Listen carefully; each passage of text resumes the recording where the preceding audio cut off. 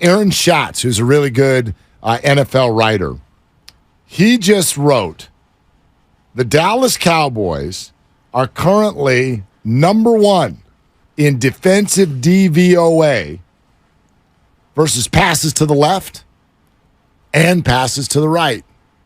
However, they're number 27 versus passes up the middle. And he writes, where does the Shanahan or McDaniel offense like to throw the ball? Hashtag FTTB. Right. Faithful to the Bay. Faithful to the Bay. Because what he's saying, Mr. Schatz is saying that they like to throw the ball to the middle of the field, which I think was more of a Jimmy and Trey phenomenon than it is Brock Purdy. I think that Brock Purdy is not as slave to the passes down the middle. I think that the offense likes to do that, especially when you've got an offense like you have it with so much play action, so much pre-snap motion, so much eye candy, as we like to say, with the motion going side to side, and then you've got routes going left and right, and then you either bring McCaffrey late over the middle or George Kittle, or you can do Debo. However you want to do it, you try to open up the middle, and so if that's the case, Dallas is in real trouble. Well, I mean, we'll see. That's, DVOA. I want to add this to the conversation. Dallas's defensive metrics, and to a degree, the 49ers too, are helped right now by who they played. So I'm not taking anything away from them. You play who's on the schedule. But Josh Dobbs is the only quarterback of the four that Dallas has faced who has been anything outside of a dumpster fire this year.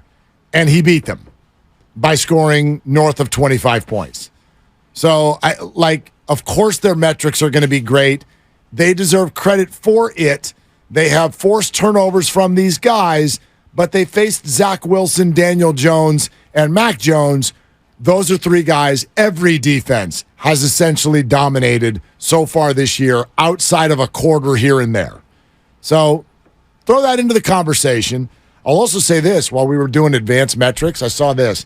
I forget the name of this. You know this better than I do, so maybe you'll know. But throws and their percentage chance of being successful, the success rate of a throw. Yeah. Like, in other words, when it's released by the quarterback, what is the chance that it becomes a completed pass?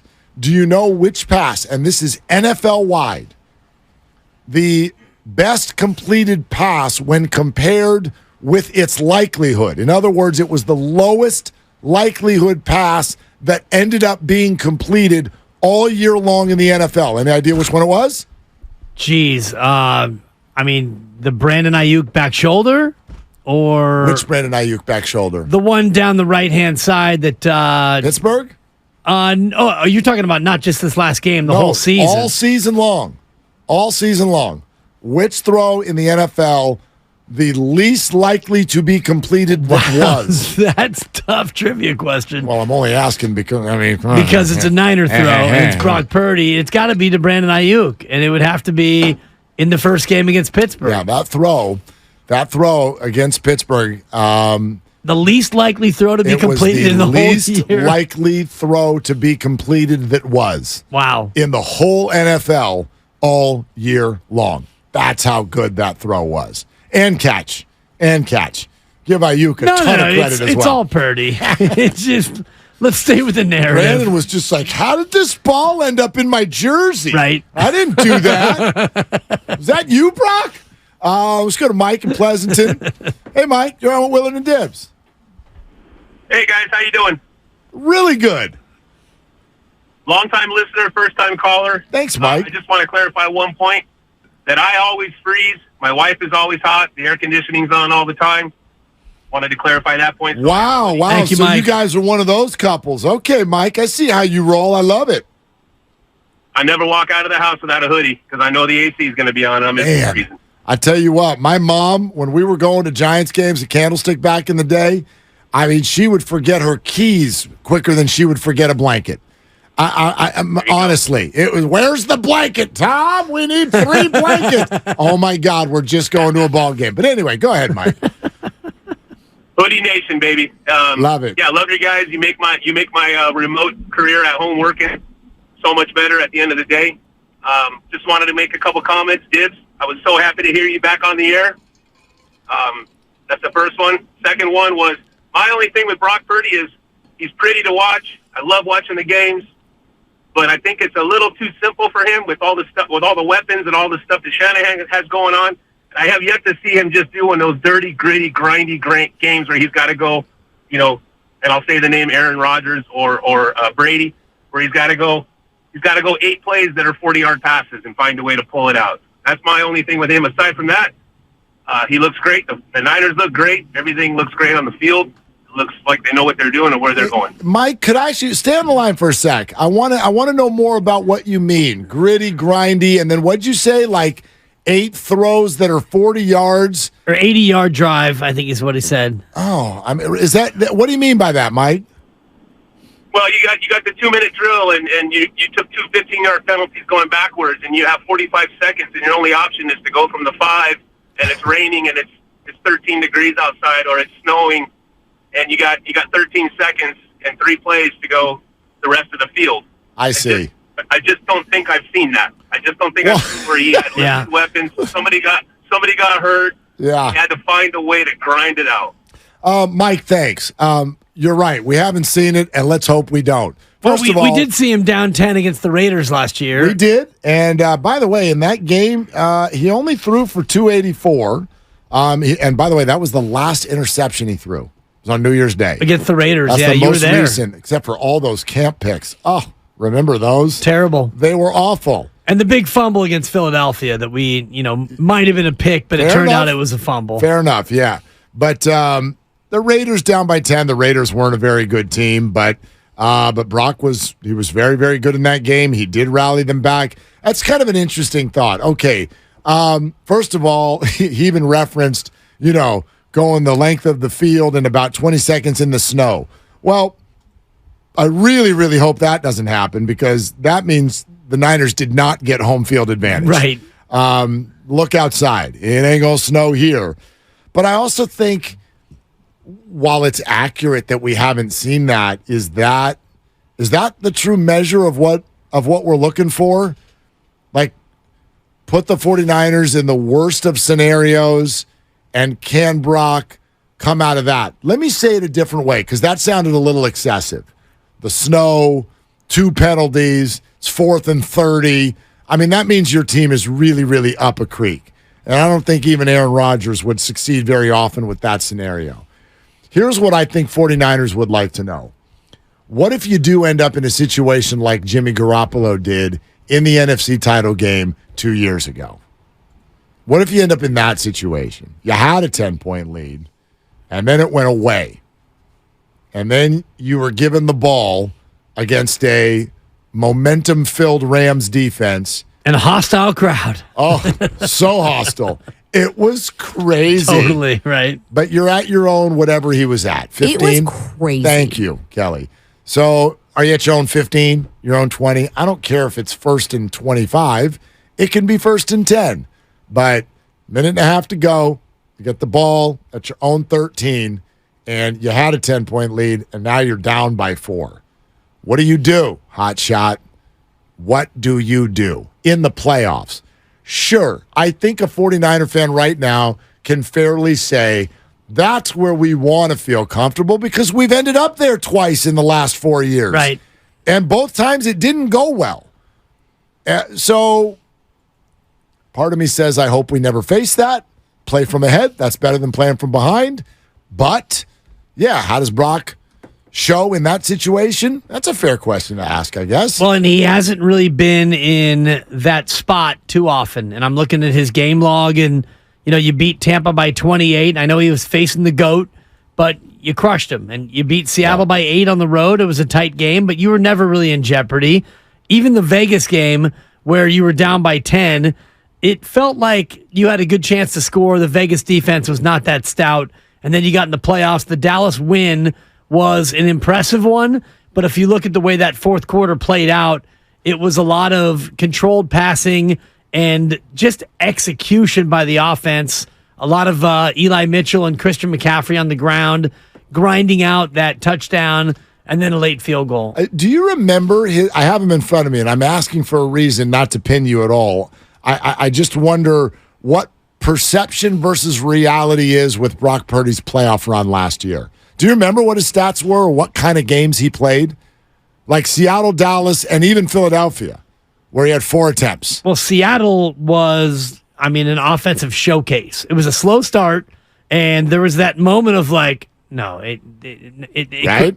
It was like that moment of like, not, oh my God, but it was like, wait, come on. Weren't they really? down at half? Weren't they down by a point? And Seattle was playing great. And the Niners were playing okay. Yeah. And then they came out and it was boop, boop, boop. And I know Brock put up big numbers in that game. 18 of 30, 332, 3 touchdowns, no picks. Yeah.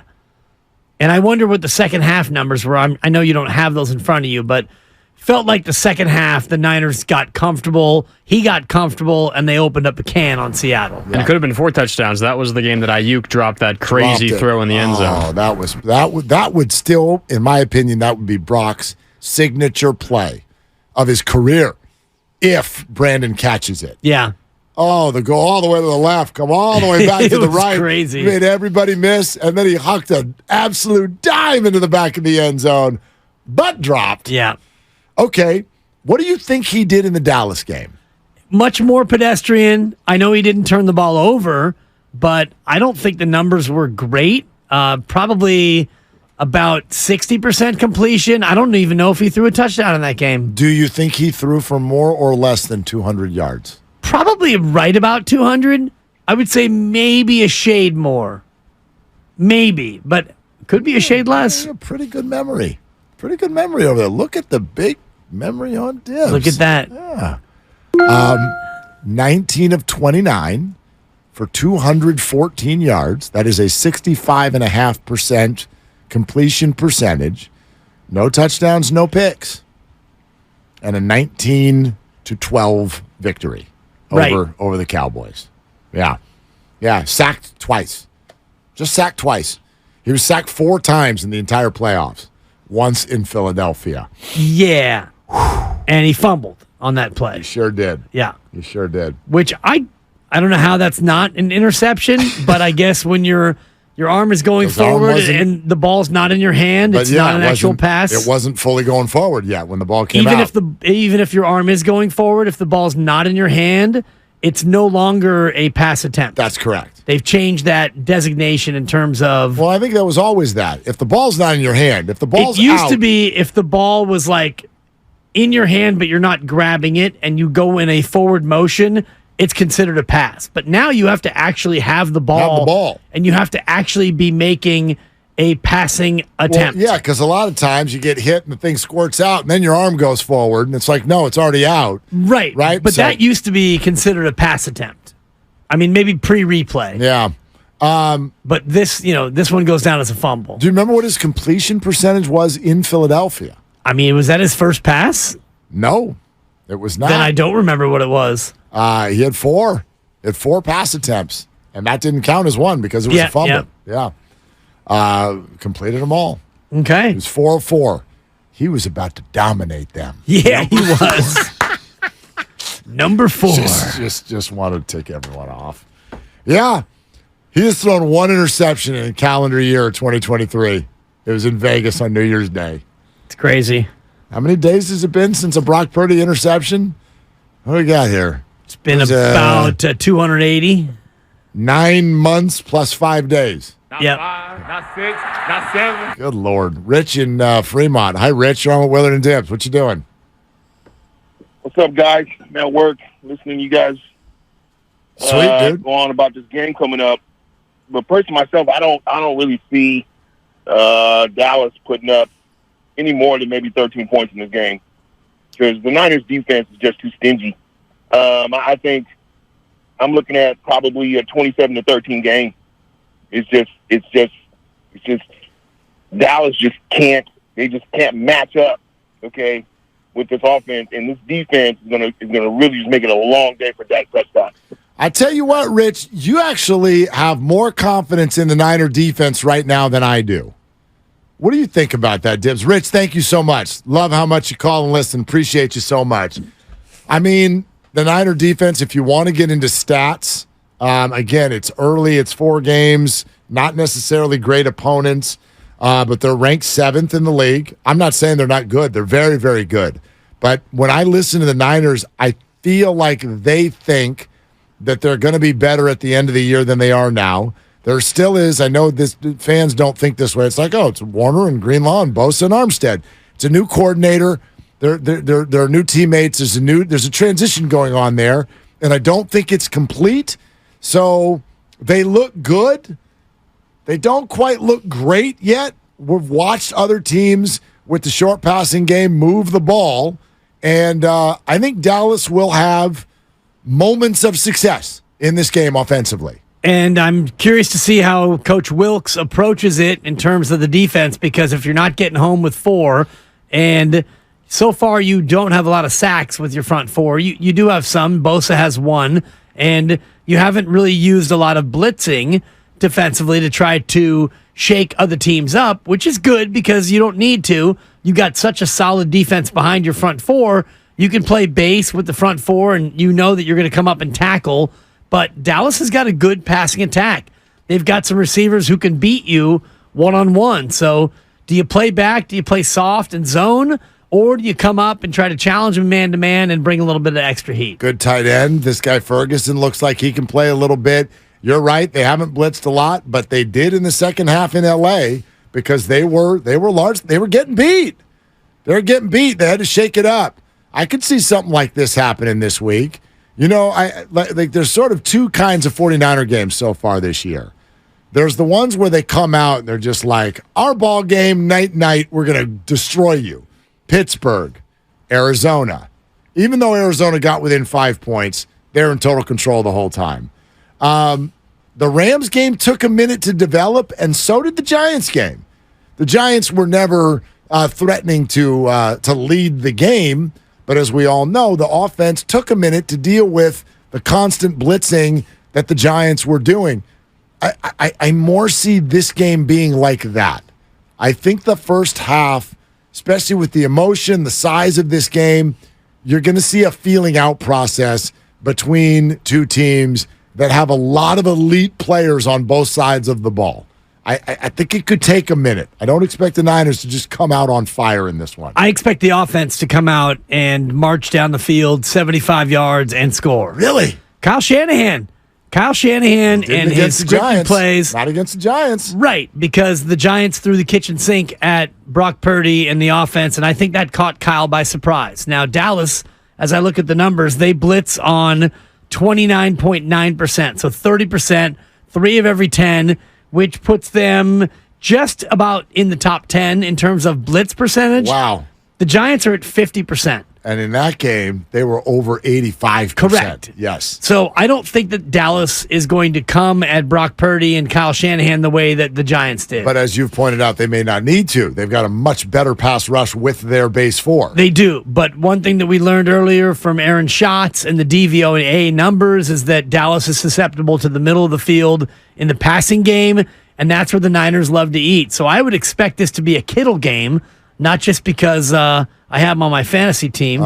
Kittle like a 9, and I need him in a bounce-back week. But I think that they look to use the middle of the field with play action, and they're going to pound the rock early and often against Dallas. Gotta have Kittle time. like a 9. Thank you. Gotta have time. Gotta have time. Niners' offensive line is where this game is won and lost, I think. I agree. Yeah. I think this is a McKivitz game. Brock has time, they win. Brock doesn't have time, might be his second interception in 2023. And that's, if you notice how Dallas has really grabbed control of football games this year, is they haven't just been good on defense, but it's been defensive chunk plays, right? You had the block kick for a touchdown on opening night against the Giants. How many pick sixes do the Cowboys have so far this year? I feel like they got a few of those already. Defensive touchdowns. So I'll look that up. But anyway, point is that that's, to me, that's the number one thing. And maybe it is most weeks. But if Purdy has time and if the 49ers avoid the turnover again, well, then my goodness, they win. They win. Dallas has given up 2 passing touchdowns this year in 4 games. Again. 2. I mean, that's I know it's part of Jones and Dobbs. And Dumpster fire, Sure. dumpster fire, and okay, fine, good, solid QB Well, play. the Niners have played 2 of the same opponents, Yes. and they've given up 4 passing touchdowns. So not quite as good as Dallas, but to your point, Dallas has scored with its defense, and their passing defense has been very good.